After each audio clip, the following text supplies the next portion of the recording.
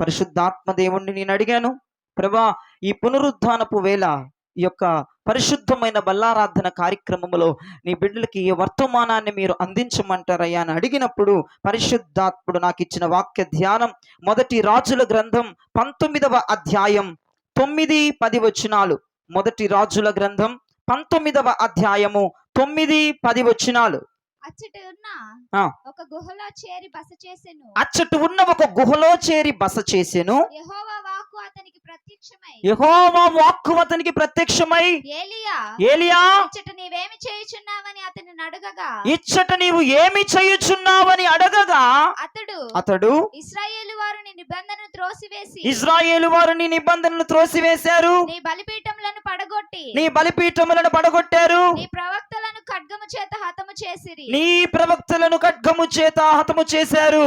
సైన్యములకు అధిపతియగు దేవుడునగు యెహోవా కొరకు మహారోషము గలవాడనై నేను ఒక్కడిని మాత్రమే మిగిలి ఉండగా. చాలండి, చేతులెత్తి ప్రభుకి స్తోత్రం చెప్పండి.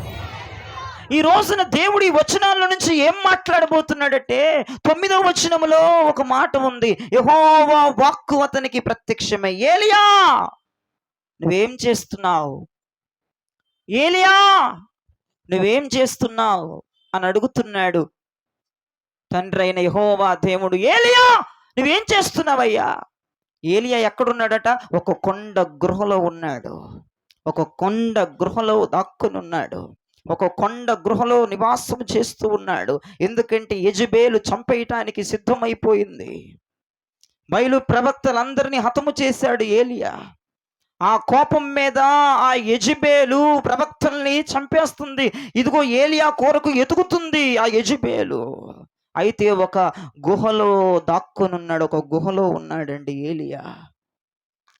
ప్రాణములను అరచేతులు పెట్టుకొని బిక్కుమని గృహలో ఉన్నాడు. గృహలో ఉంటే యెహోవా వాక్కు గృహలో ఉన్న ఏలియాతో మాట్లాడుతుంది. దేవునికి స్తోత్రం. ఏమనో తెలుసా? ఏలియా, ఏలియా నీవు ఏం చేస్తున్నావు? ఈ రోజున అంశమే అది. నీవేం చేస్తున్నావు ఏలియా? నువ్వేం చేస్తున్నావు అని యెహోవా వాక్కు ప్రత్యక్షమైంది. ఏలియా ఏం చెప్తున్నాడు? ఇశ్రాయేలీయులు నీ నిబంధనను త్రోసివేశారయ్యా, నీ బలిపీఠాలను పడద్రోశారయ్యా, ఇదిగో నీ ప్రవక్తలను ఖడ్గము చేత హతమార్చారయ్యా, సైన్యములకు అధిపతియగు యెహోవా కొరకు నేనొక్కడే మహారోషము కలిగి నిలిచి ఉన్నాను. Praise the lord. ఏలియా నువ్వేం చేస్తున్నావు? నువ్వేం చేస్తున్నావు? ఈ రోజున ప్రభు నిన్ను కూడా అదే క్వశ్చన్ అడుగుతున్నాడు. ఏలియాని ఏ ప్రశ్న అయితే దేవుడు అడిగాడో, ఏలియా నువ్వేం చేస్తున్నావు అని అడిగినప్పుడు ఏలియా ఒక మంచి సమాధానం ఇచ్చాడు. ప్రభువా ఇశ్రాయేలు ప్రజలందరూ నిబంధన త్రోసేశారు. ఇశ్రాయేలు ప్రజలందరూ నిబంధనను త్రోసేశారు. ఇశ్రాయేలు ప్రజలందరూ కట్టిన బలిపీఠాలను కూలద్రోశారు. అంతేకాదయ్యా, నీ ప్రవక్తలను ఖడ్గము చేత హతము చేశారయ్యా. సైన్యములకు అధిపతియగు యెహోవా నీ కొరకు మహారోషము కలిగిన వాడిని నేను ఒక్కడే ఉన్నానయ్యా. Praise the Lord. నేను ఒక్కడే ఉన్నానయ్యా. సైన్యములకు అధిపతియగు యెహోవా నీ కొరకు మహారోషంగా ఉంది. నేను ఒక్కడే, ఎవడు లేడు. ఏం చేస్తున్నావయ్యా అని అడిగితే మహారోషము కలిగి నీ కొరకు నేను ఒక్కడే ఉన్నానని స్టేట్మెంట్ ఇచ్చాడు. అది ఎంత బలమైన మాటో తెలుసా ప్రియదేవజనమా? ఇశ్రాయేలు ప్రజల నిబంధనని మీరిన, ఇశ్రాయేలు ప్రజల బలిపీఠాలను త్రోసివేసిన, ఇశ్రాయేలు ప్రజలను ప్రవక్తలను ఖడ్గము చేత చంపేసిన ఏలియా మాత్రం నిబంధనను మీరలేదు. ఏలియా మాత్రం బలిపీఠాన్ని పడద్రోసుకోలేదు. ఏలియా మాత్రం ఏ నరహత్య చేయలేదు. ప్రవక్తల్ని చంపలేదు. అంటున్నాడు యెహోవా దేవునితో, అయ్యా రోషము కలిగిన వాడిని, మహారోషము కలిగిన వాడిని, సైన్యములకు అధిపతియగు యెహోవా నీ కొరకు మహారోషము కలిగిన వాడిని నేను ఒక్కడే ఉన్నాను ప్రభువా. నేను ఒక్కడినే ఉన్నాను ప్రభువా, నేను ఒక్కడినే ఉన్నానయ్యా. అయ్యా మా చర్చికి వచ్చే వాళ్ళందరూ నిబంధనలు త్రోసేశారయ్యా. మా చర్చికి వచ్చే వాళ్ళందరూ నిబంధనలు మీరారయ్యా. మా చర్చికి వచ్చే వాళ్ళందరూ దైవజనులను ఎదిరించారయ్యా. మా చర్చికి వచ్చే వాళ్ళందరూ వాళ్ళ బలిపీఠాన్ని వాళ్ళు పడదోసుకున్నారయ్యా. నేను మాత్రం మా రోషం కలుగున్నానయ్యా. నేను మహారోషం కలుగున్నానయ్యా. నీ కొరకు బలిపీఠాన్ని త్రోసివేసుకోకుండా, దైవజనుడికి ఎదురు చెప్పకుండా, ఇదిగో నీకు నీకు నేను చేసిన ఆ సత్య నిబంధన మేరకుండా నేనొక్కనే నీ కొరకు మహారోషము కలిగి ఉన్నాను అను చెప్పగలవా? దేవుడు నిన్ను అడిగితే ఆ క్వశ్చను. ఈ మధ్యాహ్నము దేవుడు నీతో మాట్లాడుతున్నాడు. నువ్వు ఏం చేస్తున్నావు అని దేవుడు నిన్ను అడిగినప్పుడు, అయ్యా నా కుటుంబం అంతా బలిపీఠాలు తోసేసుకున్నారు, నిబంధనలు మీరేశారు, దైవజనుడికి వ్యతిరేకంగా తిరిగారు, నా సంఘం అంతా దైవజనుడికి వ్యతిరేకంగా తిరిగింది, బలిపీఠాలు త్రోసివేయబడింది, వాళ్ళు నీతో చేసిన సత్సంబంధం నిర్ణయాలను మీరిపోయారు. కానీ నేనొక్కడినే, ఇదిగో నేనొక్కడినే, ఇదిగో నేనొక్కడినే, ఇదిగో నేనొక్కడిని నీ కొరకు నిలబడ్డాను అన్న మాట దేవునికి నువ్వు చెప్పగలవా? సమాధానం ఉందా నీ దగ్గర? సమాధానం ఉందా నీ దగ్గర? దేవుని కొరకు మహారోషముతో నిలబడగలిగినటువంటి అభిషేకం నువ్వు కలుగున్నావా? నీ కుటుంబం అంతా, నీ తల్లి, నీ తండ్రి, లేదంటే నీ అన్న, నీ తమ్ముడు వ్యతిరేకమైపోయారు, దైవజనుడికి వ్యతిరేకమైపోయారు, దైవజనుడి ప్రసంగాలకు వ్యతిరేకమైపోయారు. ప్రవక్తలంటే ఎవరు? ప్రవక్తలంటే ఎవరో చెప్పనా నేను? ప్రవక్తలంటే ముక్కు సూటిగా మాట్లాడేవాడు ప్రవక్త. వేలు ముఖం మీదకు చూపించి మాట్లాడతాడు, వాడే ప్రవక్త. ప్రవక్తల మెసేజ్లు ఎప్పుడు సానుభూతి మెసేజ్లు ఉండవు. ప్రవక్తల మెసేజ్లు కోడితే గోపు వాసిపోవాలి. వాళ్ళ మెసేజ్లు అవి, వాళ్ళని ప్రవక్తలు అంటారు. దేవునికి స్తోత్రం. దేవుడు చెప్పమన్న మాట చెప్పి వెళ్ళిపోతారు. దావీదు దగ్గరికి వచ్చాడు ఒక ప్రవక్త. ఒక ప్రవక్త దావీదు దగ్గరికి వచ్చి, దావీదా నువ్వు చేస్తున్న పని ఏంట్రా అన్నాడు. రాజసింహాసనములో కూర్చున్నటువంటి నిండు సభలో ఉన్న దావీదును పట్టుకొని ఒక ప్రవక్త, ఇదిగో ఊరియా భార్యతో పాపం చేస్తున్నాడు నువ్వు కాదా? ఊరియాని చంపినాడు నువ్వు కాదా? ఇది ఏంద్రా అను చేసింది అని నిండు సభలో మంత్రులు అందరూ ఉండగా, జనముండగా నిండు సభలో ముఖం పట్టుకొని అడిగాడు. ఆయన ఎవరు? ప్రవక్త. ప్రవక్తలు అలానే మాట్లాడతాడండి. దేవుడు ఏది చెప్తే అది మాట్లాడతారు. వాళ్ళు ఏం చేశారంట? వాళ్ళు ఇజ్రాయేలులు నిబంధనని మీరి ఇజ్రాయేలులు బలిపీఠాలు త్రోసి ఇజ్రాయేలులు అదుగో ప్రవక్తలను హతము చేశారు వాక్యం సెలవిస్తుంది.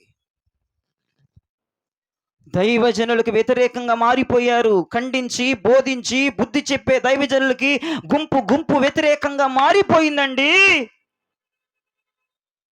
నేను లేనా గుంపులు అన్నవారు ఉన్నారా? నేను ప్రవక్తలకి వ్యతిరేకం కాదండి, ఉన్నది ఉన్నట్టుగా చెప్పే వాళ్ళకి వ్యతిరేకం కాదండి, నన్ను ఖండించేవాడికి వ్యతిరేకం కాదండి, నా నిబంధనను నేను మేరలేదండి, ఇదిగోనండి నా బలిపీఠాన్ని, నా ప్రార్థనా బలిపీఠాన్ని, ప్రతిష్ఠిత బలిపీఠాన్ని, సమర్పణ బలిపీఠాన్ని నేను త్రోసివేసుకోలేదండి అని ఎవరన్నా చెప్పగలరా దేవునికి? దేవుడు అడుగుతున్నాడు, నువ్వేం చేస్తున్నావని. ఏం చెప్తావు? నువ్వేం చేస్తున్నావని దేవుడు నేను అడుగుతున్నాడు ఈ మధ్యాహ్నం. నువ్వేం చెప్తావు? ఉన్నావా? నీ కుటుంబం అంతా బలిపీఠాలు తోసేసుకున్నారు. నీ కుటుంబం అంతా ఆయనతో చేసిన నిబంధన మీరేశారు. నీ కుటుంబం అంతా దైవజనుడికి వ్యతిరేకంగా మారిపోయారు. నువ్వు ఒక్కడివైన ఉన్నావా? నువ్వు ఒక్కదానివైన ఉన్నావా? దేవుని కొరకు రోషంగా దేవునికి స్తోత్రం చెప్పండి. ఏలియా అంటున్నాడు, అయ్యా ఇజ్రాయేలు ప్రజలందరూ కూడా ఎవ్వరూ నీ వైపు లేరయ్యా, మొత్తం అందరూ నీకిచ్చిన మాట మీరిపోయారు స్వామి. నీతో ఏ నిబంధన చేశారో దాన్ని మీరిపోయారయ్యా. వాళ్ళ బలిపీఠాలు వాళ్ళ చేతులతో కూల్చి వేసుకున్నారయ్యా. ప్రవక్తలకు వ్యతిరేకంగా మారిపోయారు స్వామి. ప్రవక్తలను ఖడ్గము చేత హతము చేశారయ్యా. నా బలిపీఠాన్ని నేను తోసుకోలేదు, ఇదిగో చూడు. నా బలిపీఠాన్ని తోసుకోలేదు, ఇదిగో చూడయ్యా. నేను నీతో చేసిన నిబంధన మేరలేదు, ఇదిగో చూడయ్యా. ఇదిగో దైవజనుడికి వ్యతిరేకంగా నా మనసులో నేను ఆలోచించలేదు, చూడయ్యా. నేనొక్కడే సైన్యములకు అధిపతి యొక్క యెహోవా రోషము, మహారోషము కలిగి నిలబడినాను, చూడు ప్రభువా. నువ్వేం చేస్తున్నావయ్యా అంటే ఇచ్చిన స్టేట్మెంట్ అది. నీ కొరకు నేనొక్కనే మహారోషంతో ఉన్నానంటున్నాడు. ఎవరున్నారు వాళ్ళు? ఎవరున్నారు ఇక్కడ ఉన్న వాళ్ళు? ఇక్కడ ఉన్నవారు ఎవరున్నారు? సంఘం అంతా నిబంధన మీరినా నేను మీరలేదయ్యా. నా కుటుంబం అంతా నిబంధన మీరిందయ్యా. దేవునికి ఇచ్చిన మాట తప్పింది, నేను తప్పలేదన్న వాళ్ళు చేయి చూపించండి. అయ్యా నా కుటుంబం అంతా సంఘం అంతా బలిపీఠాలు తోసేసుకుంది, నేను మాత్రం తోసేసుకోలేదు అన్నవారు చేయి చూపించండి.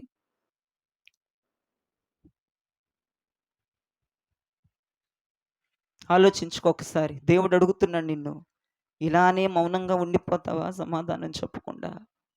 ఏదన్నా సమాధానము చెప్పినట్లుగా ఆయనను అడిగి పొందుకోవటానికి ప్రయత్నం చేస్తావా? నువ్వే ఆలోచించుకో ప్రియ దైవజనమా. ఏలియాని నువ్వు ఇక్కడ ఏం చేస్తున్నావు అని అడిగినప్పుడు వెంటనే ఆన్సర్ ఇచ్చాడు. అయ్యా అందరూ తుప్పే, బ్యాచ్ ఎగిరిపోయింది, నేను ఒక్కడనే ఉన్నా మహారోషంతో నీ కొరకు అన్నాడు. దేవునికి స్తోత్రం. నువ్వు చెప్పగలవా? నీ కుటుంబం దగ్గరకు వచ్చినప్పుడు, అయ్యా నా కుటుంబంలో నేను ఒక్కడనే ఉన్నా, నీకు రోషం కలిగిన, నా తల్లి లేదు, నా తండ్రి లేదు, నా అక్కలు లేరు, నా తమ్ముళ్ళు లేరు, నా అన్నలు లేరు, నేను ఒక్కడనే ఉన్నాను, నువ్వు చెప్పగలవా? లేదంటే సంఘంలోకి ఇచ్చి ఇప్పుడు దేవుడు ఇక్కడ నిలబడి అడుగుతున్నాడు, ఇదిగో ఎవరు ఎవరు ఎవరు నువ్వేం చేస్తున్నావు అని అడిగినప్పుడు, అయ్యా సంఘం అంతా బలిపీఠాలు తోసేసుకున్నాయి, నిబంధన మీరేసాయి, దైవజనుడికి వ్యతిరేకంగా మారిపోయింది, నేను ఒక్కడిని నీ కొరకు మహారోషంతో ఉన్నానని నువ్వు చెప్పగలవా? చెప్పండి, నాకు ఆన్సర్ నీ దగ్గర ఉందా?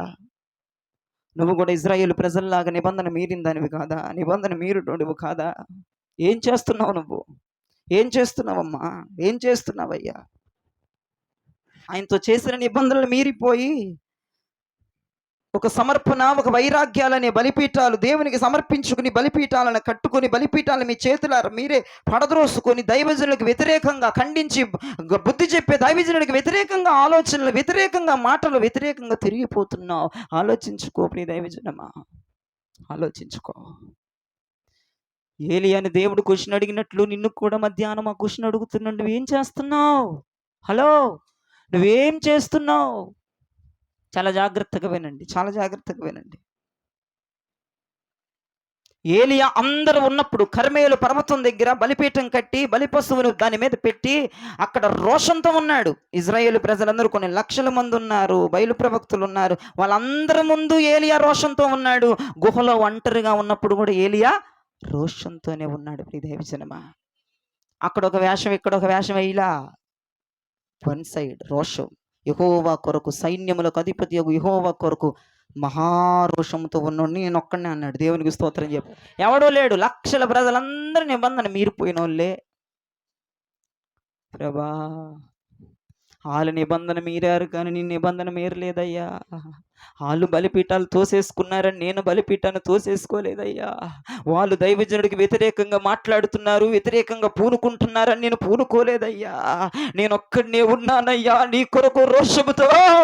నీకిచ్చిన మాట తప్పకుండా, నేను కట్టుకున్న బలిపీఠాలు పడద్రోయకుండా, దైవజనుడికి నమ్మకముగా యథార్థముగా బ్రతికిన దానిని బ్రతికినోని నేనొక్కడే. ఎంతమంది చెప్పగలుగుతారండి ఈ మధ్యాహ్నం దేవునికి సమాధానాలు? ఎంతమంది దగ్గర సమాధానం ఉందండి? నువ్వు ఒక్కదానివే, నువ్వు ఒక్కడివే, నీ కుటుంబంలో నువ్వు ఒక్కడివే, నీ సంఘములో నువ్వు ఒక్కడివే, నీ సమాజంలో నువ్వు ఒక్కడివే. రాత్రి మెసేజ్ ఈ మెసేజ్ కొంచెం కాంబినేషన్ కలుస్తుంది, జ్ఞాపకం చేసుకోండి. రాత్రి కూడా ఆయన పావురం ఎవరట? ఒక్కతే. ఇప్పుడు కూడా యెహోవా కొరకు రోషముగా ఉన్నవాడు, మహారోషముగా ఉన్నవారు ఎంతమంది? ఒక్కడే. ఉన్నావా నువ్వు? నీ కుటుంబాన్ని టాలీ చేస్తే నువ్వు తేలాలి, సంఘాన్ని టాలీ చేస్తే నువ్వు తేలాలి, సమాజాన్ని టాలీ చేస్తే నువ్వు తేలాలి. కుటుంబంలో నువ్వు రావాలి, సంఘంలోనే నువ్వు ఒక్కడివి రావాలి, ఒక్కదానివి రావాలి, సమాజంలో నువ్వు ఒక్కదానివి రావాలి. వస్తావా? చేయి చూపించండి వస్తానన్న వాళ్ళు. ఎరగబడి ఎవడు రాడు, ఎవరు రాడు. ఎందుకంటే అందరూ ఇజ్రాయేలు ప్రజలకు లాగా నిబంధనని మీరేసి బలిపీఠాలు పడద్రోసేసి దైవజనుడికి వ్యతిరేకంగా ఆలోచిస్తున్న వారే. ఆలోచించండి. అయితే ఏలియా మురిసిపోబాకయ్యా, మురిసిపోబాకు 7,000 మంది ఉన్నారయ్యా, నువ్వు ఒక్కడివే కాదన్నాడు దేవుడు. గాలి తీసేసాడు ఏలియాది. నేనొక్కడినే అన్నావు. 7,000 మంది ఉన్నారు ఏలియా. చూడండి వాక్యం చూడండి, ప్రభు చెప్తున్నాడు. 1 రాజులు 19వ అధ్యాయము 18వ వచనాన్ని చూడండి ఒకసారి. అయినను ఇశ్రాయేలు వారిలో బయళ్లకు మోకాళ్ళు ఊనకయు నోటితో వానిని ముద్దు పెట్టుకొనుకటి ఉండి 7,000 మంది నాకు ఇంకనూ మిగిలి ఉందురు. 7,000 మంది నాకు ఇంకా మిగులున్నారు ఏలియా, కానీ నీ కసి వాళ్ళలో లేదురా అన్నాడు ప్రభు. దేవునికి స్తోత్రం చెప్పండి. నీలాంటి వాళ్ళు కాదు లేరా ఆ 7,000 మంది. బయళ్ళకి మొక్కకపోయినా, వాళ్ళకి ముద్దులు పెట్టకపోయినా, వాళ్ళు రోషం లేదురా, భయంతో పక్కన పడిపోయి ఉన్నారు. అసలు నువ్వు చెప్పిన సమాధానం, ఏలియా నువ్వేం చేస్తున్నావు అని నేను అడిగిన క్వశ్చన్కి నువ్వు చెప్పిన సమాధానానికి నాకు దిమ్మ తిరిగిపోయింది అన్నాడు దేవుడు. నిజంగా దిమ్మ తిరిగిపోయినటువంటి ఆన్సరే ఇచ్చాడు దేవునికి. నిజం, దేవుడే ఆశ్చర్యపోయాడు ఏలియా సమాధానానికి. సైన్యములకు అధిపతియగు యెహోవా కొరకు మహారోషంతో నేను ఒక్కడినే నిలుచున్నా, ఎవడు లేడు అన్నాడు. నిజమే, 7,000 మంది ఉన్నా ఎందుకు భూమికి బరువు? ఎందుకండి భూమికి బరువు? రోషం లేదు ఆలల్లో. కానీ ఏలియాకి ఏ రోషం ఉందట? మహారోషం. మామూలు రోషం కాదంట, దేవుని కొరకు మహారోషం అంటండి. ఎటువంటి రోషమో చెప్పనా? ఏలియాకి ఎటువంటి రోషమో చెప్పనా? కర్మేలు పర్వతం దగ్గరికి పోయి మోకాళ్ళేసి మోకాళ్ళ సందులో తలను పెట్టి మోపైన వర్షం పడేంత వరకు లేగని మహానుభావుడు ఏలియా. రోషం మామూలు రోషం కాదు ఆయనది. కార్యం చేసిందాక మోకాలు దిగననే రోషం కలిగినోడు ఏలియా. 3.5 సంవత్సరాలు కరువు తీరిపోయిందాక లెగలేదండి మోకాళ్ళ మీద నుంచి. తన దాసుని పిలిచి కొండ శిఖరం మీద నిలిచి ఆకాశం వైపు చూడరా, ఏం కనపడుతుంది వచ్చి చెప్పురా. వెళ్ళాడు, ఏం కనపడట్లేదు. మళ్ళీ వెళ్ళరా, ఏం కనపడట్లేదు. ఈయన మోకాళ్ళ దించలా, ఆ తల పైకెత్తలా, తల మోకాళ్ళ సందులోనే పెట్టాడు. తీలా మోపైన వర్షం కురిసేదాకా ప్రార్థనను మాననని మహారోషముతో మోకరించి తల కాళ్ళ సందులో పెట్టి రోషము కలిగి ప్రార్థన చేస్తున్నాడు. కరువు తీరాలని 3.5 సంవత్సరములు ఉన్న కరువు తీరిపోవాలని ఏకధాటిగా రోషముతో మహారోషముతో ప్రార్థన చేస్తున్నాడండి ఏలియా. మోకరించి తల కాళ్ళ సందులో పెట్టి మరి రెండోసారి పంపించాడు. రెండోసారి కూడా ఏమి లేదు. మూడోసారి వెళ్ళరా, నాలుగోసారి 5 ఏమి లేదు, 6 ఏమి లేదు అయ్యా, 7 అయ్యా పెద్ద ఆకాశంలో అరచయ్యంత మేఘం కనబడుతుందయ్యా, చాలురా బాబు. ఆయన మహారోషానికి అరచయంత మేఘము మోపైన వర్షాన్ని కురిపించినట్లుగా వాక్యం సెలవిస్తుందండి. ఆయన రోషం ఎటువంటి రోషం అండి? ఆయన రోషము కరువు తీరిపోయేంతగా, కరువు తీరిందాక మోకాళ్ళ మీద నుంచి లగలేదండి ఏలియా. అజీ రోషము కలిగిన ప్రార్థన, అదండి రోషం కలిగిన ప్రార్థన. నరాలు తెగిపోతున్నాయి ఏలియా గురించి మాట్లాడుతుంటే. మోకాళ్ళు దించలా, తల తీయలా బయటికి, మోపైన వర్షం కురవాలి ఎప్పుడే నేను లెగుస్తా. ఎంత రోషం కలిగినోడు తెలుసా? అంతే అనుకున్నావా? అంతే కాదు ప్రియ దైవజనమా. ఏ ప్రజలైతే నిబంధనలు త్రోసివేశారో, ఏ ప్రజలైతే బలిపీఠమును పడద్రోశారో, వారి మధ్యనే ఒక బలిపీఠమును కట్టి ఏ దేవుణ్ణైతే విడిచిపెట్టి బయలుదేవతలకు మొక్కుతున్నారో ఇశ్రాయేలు ప్రజలు, వారి నోటితో యెహోవాయే దేవుడని చెప్పించేదాకా నిద్రపోలేదండి ఏలియా. అదండి ఏలియా రోషం, అదండి ఏలియా కసి. నీకుందండి ఆ రోషం? నీకుందా రోషం? మహారోషం, మామూలు రోషం కాదు. నువ్వేం చేస్తున్నావు అని దేవుడు అడిగినప్పుడయ్యా, సైన్యములకు అధిపతియగు మీకు మహారోషంతో నేను ఒక్కడినే మిగిలానని చెప్పగలవా? రోషం ఏది నీ ప్రార్థనలో? కసి మంట ఏది? సలసలా కాలుతున్నాయి నీళ్లు, మలమల మసులుతున్న ప్రార్థనలు చేయాలండి. కసి రోషము కలిగి, మహారోషము కలిగిన వాడి దేవునికి కావాలి. మోపైన వర్షం పడేదాకా ప్రార్థన చేసేవాళ్ళు, కసితో రోషముతో చేసేవాళ్ళు బయటపడాలండి. అంతేకాదు అదుగో ఏ ప్రజలైతే నిబంధనని మీరి, ఏ ప్రజలైతే బలిపీఠాలు తోసి, ఏ ప్రజలైతే ప్రవక్తలకు వ్యతిరేకంగా మారిపోయారో, ఏ ప్రజలైతే దేవుణ్ణి మర్చిపోయి బయలు ప్రవక్తల వైపు తిరిగారో, ఆ ప్రజల నోటితోనే యెహోవాయే నిజమైన దేవుడని చెప్పించేదాకా రాత్రింపగలు నిద్రపోలేదండి ఏలియా. అదండి ఏలియా రోషం.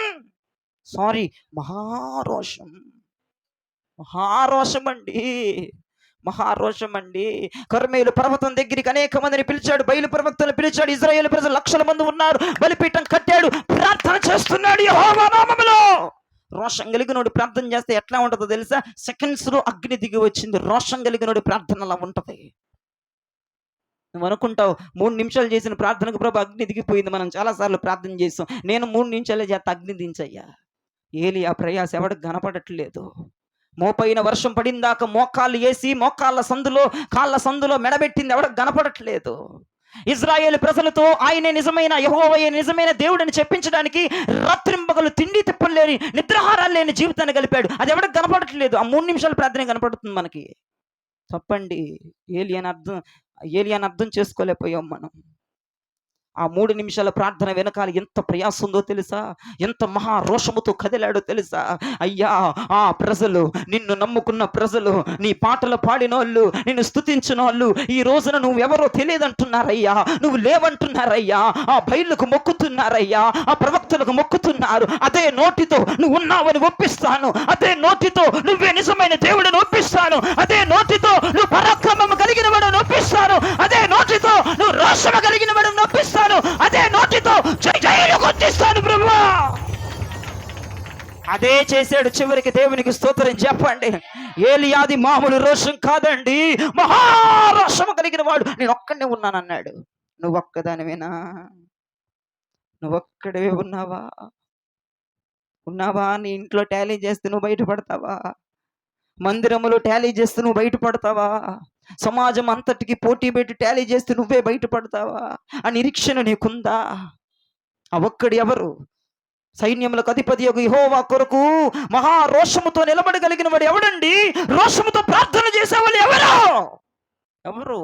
ఎవరు ఉన్నారా? లేరు. నిన్ను అడుగుతున్నాడు ప్రభు ఈ మధ్యాహ్నం క్వశ్చన్. ఏం చేస్తున్నావు నువ్వు? ఏం చేస్తున్నావు? వినండి. యేసయ్య ఆదాముని మన్ను తీసి సృష్టిలో ఆదిలో ఆదామును తయారు చేశాడు. తయారు చేసిన కొంతసేపటికి ఆదాముకి సాటి అయిన సహకారి కావాలని ఆదాముకి గాఢ నిద్ర కలగజేసి, వినండి, గాఢ నిద్ర కలగజేసి ఆదాము పడుకున్నాక ప్రభు వచ్చి పక్కటెముక తీసి స్త్రీని చేశాడు. స్త్రీని చేసి ఆదాము దగ్గరికి తీసుకెళ్ళాడు. ఏమంటున్నాడు చూడండి. ఆదాము ఆదికాండం 2వ అధ్యాయం 22, 23 వచనాలు. తరువాత దేవుడైన యెహోవా తాను ఆదాము నుండి తీసిన ప్రక్కటెముకను స్త్రీనిగా నిర్మించి ఆమెను ఆదాము నొద్దకు తీసుకొని వచ్చెను. అప్పుడు ఆదాము ఇట్లా అన్నాడు. ఏమని? నా ఎముకలలో ఒక ఎముక, నా మాంసములో ఒక మాంసము, ఇది నరునిలో నుండి తీయబడింది గనుక నారి అనబడును. నా వైపు చూడండి. నాకు ఇక్కడ ఒక డౌట్ వచ్చిందండి. ఆదాముకి మత్తు ఇంజెక్షన్ ఇచ్చాడు దేవుడు. అంటే గాఢ నిద్ర అంటే ఆ రోజుల్లో మత్తు. అది మత్తు ఇచ్చి ఆపరేషన్ చేస్తే తెలిసిద్దా నీకు? తెలియదు.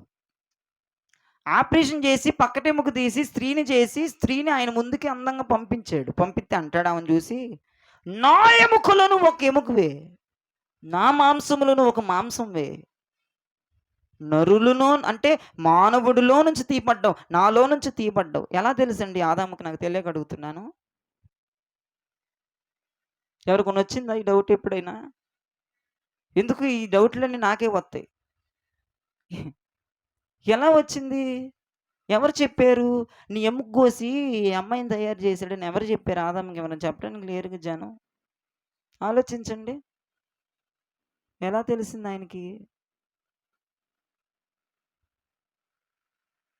ఏంటి మీ సమాధానం? మౌన రథమా? ఇక ఏది అడిగినా తలదించటమో, ఇక నోరు మూసుకుని చూస్తామా? లేదా పక్కన దాన్ని పొడవుతూ నువ్వు చెప్పి ఏదో ఒకటి చంపేస్తాడు. మామూలుడు కాదు. నేను పరిశుద్ధాత్మ దేవుని అడిగా. నేను ప్రభుని క్వశ్చన్ వేసాను. ప్రభా, అదేంటి నువ్వు గాఢ నిద్ర కలగజేసావు, మత్తు ఇంజెక్షన్ ఇచ్చావు, ఆపరేషన్ జరిగినట్టు ఆయనకేం తెలుసు? నువ్వు ఎముకను తీసి స్త్రీని చేసినట్టు ఆయనకేం తెలుసు? అమ్మాయి రాగానే నా ఎముకలో ఒక ఎముక, నా మాంసంలో ఒక మాంసము, నువ్వు నరుల్లో నుంచి తీయబడ్డావు, నువ్వు నారీ అనబడం అంటాడేంటయ్యా? ఎవరు చెప్పారయ్యా తనకి అని అడిగితే ప్రభు అన్నాడు, ఆదాముకి ప్రత్యక్షత కలిగిన కనులున్నాయని ప్రభు చెప్పాడు. ప్రియ దైవజనమా, ఆదాముకి ప్రత్యక్షత కలిగిన కనులు దేవుడు ఇచ్చాడట. అతను ప్రత్యక్షతను పొందుకునేవాడటండి. అతను ప్రత్యక్షతను అనుభవించేవాడట. ఆయనకి తెలిసిపోయింది, ఇది నా ఎముకే, ఇది నా మాంసమే, ఇది నాలో నుంచి తీయబడినది, ఇది నారీ అనబడినని చెప్పాడు. సరే, బానే ఉంది, ప్రత్యక్షత ఉన్నాడు మనోడు ఆదాము. మరి పండు విషయంకి వచ్చినప్పుడు ఏమైంది అబ్బాయి ఆ ప్రత్యక్షత? అక్కడ ఒక డౌట్ వచ్చింది.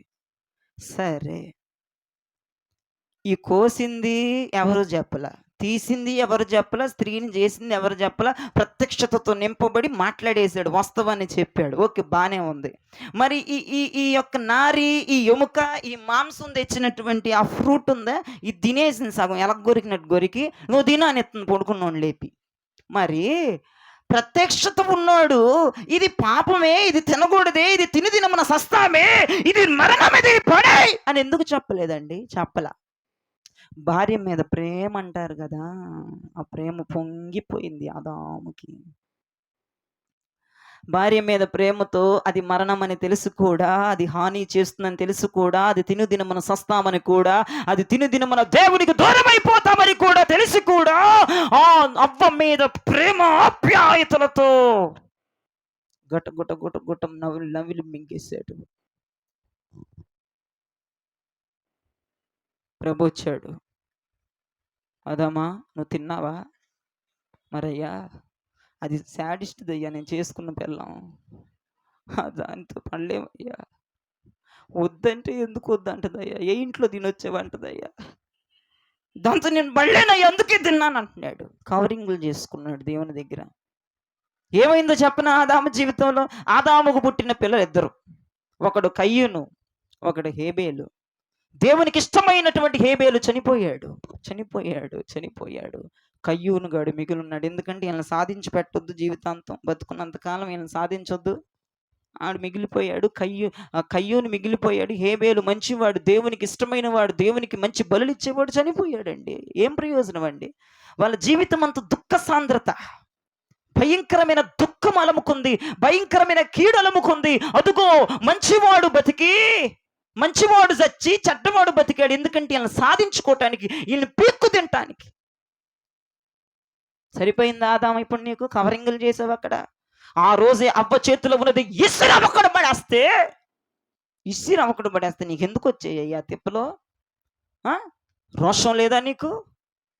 కవరింగులు చేసుకుంటా అరుస్తుందని, తిడుతుందని, ఏదో చేస్తుందని కవరింగులు చేసి ఆ తప్పుకు నువ్వు ఒమ్ము చూపించి, ఆ తప్పుకు నువ్వు వీపు చూపించి, ఆ తప్పుకు నువ్వు లొంగిపోయి ఆ పండు తిని ఎంత శాపాన్ని తెచ్చుకున్నావు ఆదామా?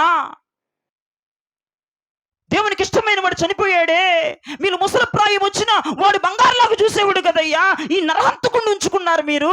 ఆ మంచోడు చనిపోయాడుగా, ఎందుకు తిన్నావా ఆదామా?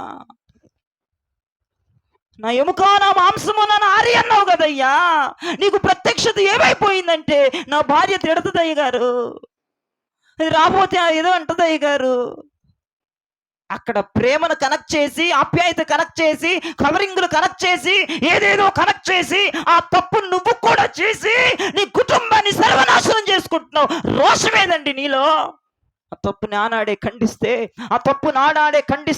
ఆ పండుని చేతిలో నుంచి గిరాట ఇసిరేస్తే నీ కుటుంబం ఈ రోజు ఇలా ఉండేదా? ఎవడున్నాడండి రోషంగా? ఏ పిల్లాడున్నాడండి? ఏ భర్త ఉన్నాడండి? ఏ భార్య ఉందండి? కుటుంబంలో ఒక్కడు రోషంగా ఉంటే చాలండి, కుటుంబం ఆశీర్వదించబడుతుంది. హేబేలు లాంటి వాళ్ళు బతుకుతారండి మన కుటుంబాల్లో. ఏనండి రోషం కలిగిన వాళ్ళు? ఇది తప్పు అని చెప్పేవాళ్ళు లేరండి మీ కుటుంబంలో? ఇది కరెక్ట్ కాదని చెప్పేవాళ్ళు లేరండి కుటుంబంలో? సెంటిమెంట్లు అడ్డొచ్చి, ప్రేమలు అడ్డొచ్చి, దోమలు అడ్డొచ్చి, తేలు అడ్డొచ్చి, ఏంటది? ఎవడున్నాడండి ఒకడు రోషంగా? ఒకడు తప్పు చేస్తే ఒకడు చెప్పేవాడు. చెప్పండి, మీ ఇంట్లో ఎవరున్నారు? చేయి చూపించండి, నేను చెప్తానయ్యా, నేను ఏం చెయ్యను, వాళ్ళతో నేను సహకరించను, నీ గయ్యమని అరుస్తాను, నేను తప్పు చేస్తాను, వాళ్ళు చేయి చూపించు. నువ్వు కూడా పండు తింటమే, కర్ర నవ్వులుకుంటాను అంటే టేస్ట్ చేస్తానికి లైగారు. అది యాపిల్, పైనాపిల్ తెలియాలిగా నాకు. ఒరే, జీవితం నాశనం అయిపోద్దిరా బాబు.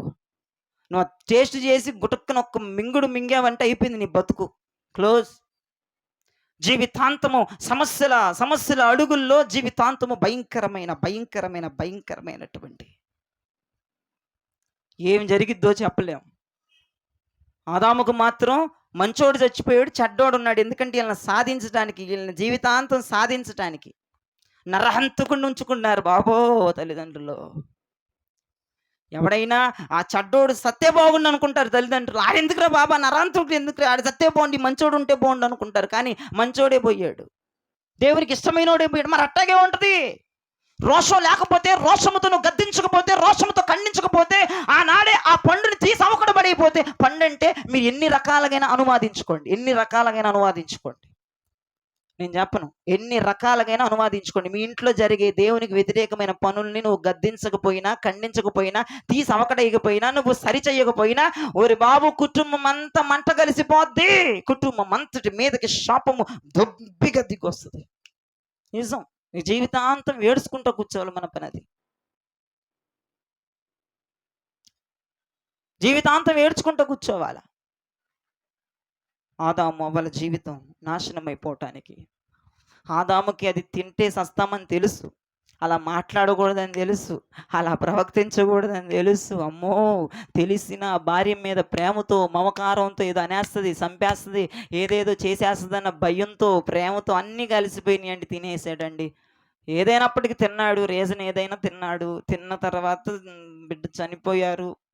ఆడున్నాడు, నరహంతకుడు ఉన్నాడు, డేంజర్ గాడు ఉన్నాడు. వాళ్ళ జీవితంలో కొన్ని నిలువెత్తు కొంపలు ఆర్చడానికి తల్లిదండ్రులు ఇద్దరు రక్తాన్ని పీల్చుకు తాగడానికి ఆడొక్కడు ఉన్నాడు. మరి అట్టాగే ఉంటే కొన్ని జీవితాలలో ఇంకా దేవుని శాపాన్ని, ఇంకా భయంకరమైనటువంటి రుగ్బదలను అనుభవిస్తున్న నీవు జాగ్రత్త. నువ్వు ఒక్కదానివి, నువ్వు ఒక్కడివి ఇంట్లో సమాజంలో, మందిరములో రోషంగా ఉండకపోతే, బ్రదర్, సిస్టర్, అమ్మా, నాన్న, మీ జీవితాలు నిజంగా శాపభరితమైన జీవితాలుగా మారిపోతాయి. నేను అనకూడదు. ఆదాము అవ్వలు ఏడుపు కొట్టు జీవితాలు, గచ్చ పొదలు, ముళ్ళ పొదల్లో పని చేసుకునేటువంటి విధానాలు, వాళ్ళ హృదయం బాలేదు, వాళ్ళ ఆరోగ్యాలు బాలేవు. వాళ్ళ కొడుకు చూస్తే కొడుకు హింసించేవాడు మిగిలిపోయాడు. భయంకరమైన అనువనువు టార్చరేనమాట అవ్వకి, ఆదాముకి అనువనువు టార్చర్ పెట్టాడండి. చుక్కలు చూపించాడు పట్టపగలే కయ్యూని అవ్వకి, ఆదాముకి. ఆలోచించండి ప్రియదైవజనమా. ఎందుకు నువ్వు రోషంగా నిలబడట్లేదు ఇంట్లో? ఎందుకు నువ్వు రోషంగా నిలబడట్లేదు సంఘంలో? ఎందుకు నువ్వు రోషంగా నిలబడట్లేదు సమాజంలో? ఎందుకు ఆ పండుని గిరాటా కొట్టట్లేదు? నీకు తెలుసు కదా తప్పని, నీకు తెలుసు కదా మంచిది కాదని, నీకు తెలుసు కదా అది కరెక్ట్ కాదని, నీకు తెలుసు కదా అది దేవునికి వ్యతిరేకమని, నీకు తెలుసు కదరా బాబు. నీకు తెలిసిన ఏంటి? నువ్వేంటి మౌనంగా ఉండటానికి గల కారణం ఏంటి? నువ్వు మౌనంగా ఉన్నావంటే సర్వమే క్లోజ్ అయిపోద్ది. ఎవడో ఒకళ్ళు ఈ రోజున, ఈ మధ్యాహ్నం రోషంగా నిలబడటానికి పూనుకోండి. యెహోవా అడిగాడు, ఏలియా నువ్వేం చేస్తున్నావురంటే, అయ్యా నా తల్లి, నా తండ్రి, నా అక్కలు, నా తమ్ముళ్ళు అందరూ నిబంధన మీరిపోయారయ్యా, అందరు బలిపీఠాలను దోసేశారయ్యా, అందరూ దైవజనులకు వ్యతిరేకమైపోయారు, నేను ఒక్కడే ఉన్నానయ్యా రోషం కలిగిన అంటే. దేవుడు అంటాడు, చాలురా, నువ్వు చాలు, నువ్వు అక్కడ ఉంటే నీ ఇల్లంతా పరలోకంగా మారిపోద్దు. నువ్వు చాలురా బాబా. ఆ పండు నువ్వు ఎట్టాగో తినేయకుండా చేసేస్తావు. ఉండాలి. కుటుంబానికి ఒక్క రోషం కలిగినోడు ఉన్నాడు. సంఘానికి ఒకళ్ళంటే ఒకలేమంటారా? కుటుంబానికంటే ఈ రోజున తల్లి అంటది నువ్వు ఉండవే అని అంటది, పిల్ల అంటది నాన్న నువ్వు ఉన్నానా, రోషంగా అంట మేము ఉండలేము. అట్ట చెప్పుకుంటే ఏం ఉండదు సీను. ఎవరికి వారుగా ఓనుగా యెహోవా సైన్యములకు అధిపతి యెహోవా కొరకు మహారోషము కలిగిన వారుగా నిలబడుదుము గాక. మహారోషముతో నిలబడాలి. ఇంకో సందర్భం చెప్పనా? ఇంకో సందర్భం చెబుతా చూడండి. రోషం తక్కువడి బతుకులు ఇవన్నీ. ఇక్కడ ఆదాము రోషం తక్కువ బతికే, అది దరిద్రమైన బతుకు. అది ఇంకొక రోషం తక్కువ బతుకు చెబుతా చూడు. యోనా. ఈ యోనా ఎక్కడికి వెళ్ళమంటే ఎక్కడికి వెళ్తున్నాడు? నినివేకి వెళ్ళమంటే ఎక్కడికి వెళ్తున్నాడు? తర్షీషుకి వెళ్తున్నాడు. తర్షీషు వాడెక్కాడు. తర్షీషు వాడెక్కితే సగం దూరం వెళ్ళిన మధ్యలో భయంకరమైన భూకంపం వచ్చేసేసి, ఓ గాలి తుఫాను వచ్చేసేసి అలలు ఉవ్వెత్తిని ఎగిసి పడుతున్నాయి. అందరు అలజళ్ళు అయిపోతున్నారు. వాడ నాయకులు ఏంటి, వాడలో ఉన్న 100 మంది 1000 మంది ప్రయాణికులు ఏంటి, గలిబిలి పడిపోతూ ఆ వాడలో ఉన్న సామానంతా సగం సముద్రంలో పడేసి ఎవరి దేవుడు కాళ్ళు ప్రార్థన చేసుకుంటున్నారు. ఎవరి దేవుడు కాళ్ళు. మరి ఏ దేవతలకు చేస్తున్నారు మనకు తెలియదు, కానీ ఎవరి దేవుళ్ళ కాళ్ళకు ప్రార్థన చేసుకుంటే ఈ మనోడు, మన క్రైస్తవుడు, మన విశ్వాసి, నువ్వు నీతో బాప్తిజం తీసుకున్నాడు ఏం చేస్తున్నాడని పడుకున్నాడు. పడుకున్నాడు. సిగ్గుచేటు కాదు ఇది క్రైస్తవ జనానికి. ఇప్పుడు వ్రతాలు చేసేవాళ్ళు వ్రతాలు, పూజలు చేసేవాళ్ళు పూజలు, ఏ దేవుడికి ఆ దేవుడికి పూజలు, దూపాలు పూజలు చేస్తుంటే మనోడు ప్రార్థన చేయకుండా పడుకున్నాడు. రోషం తక్కువ నీకులాగా రోషం తక్కువాడు. లేపి ఒరేయ్ ఎవరు దేవుడికి వాళ్ళు ప్రార్థన చేసుకుని నువ్వేంటారు బాగా పడుకుంటావేంటారు, ఏం తిని వచ్చావరా నువ్వు, ఎట్లా ఎంత నిద్రపోతున్నావు నువ్వు, గలిబిలి అయిపోతుంటే ఇంకా కాసేపట్లో పొలం మునిగిపోయి సస్తావురా బాబా.